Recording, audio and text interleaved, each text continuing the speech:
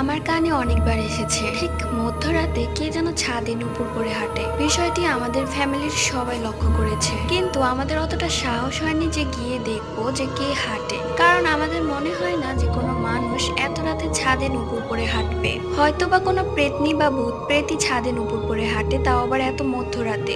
লোকমুখে শুনেছি কয়েক বছর আগে নাকি এখানে একটি মেয়ে মারা গেছে বললে ভুল হবে, তাকে মেরে ফেলেছিল। সেই মেয়েটির নাচের অনেক শখ ছিল, তাই সে প্রত্যেকদিন বিকেলে নুপুর পরে ছাদে নাচতো। কিন্তু তাকে নির্মমভাবে মেরে ফেলেছে তারই হাজবেন্ড, কেননা তার হাজবেন্ডের অন্য একটি মহিলার সাথে পরকীয়ার সম্পর্ক ছিল, যে কারণে সেই মেয়েটি জেনে ফেলায় তাকে মেরে ফেলেছিল। তারপর থেকে নাকি তার আত্মা এখনো ঘুরে বেড়ায়, কিন্তু কখনো কারো ক্ষতি করে না।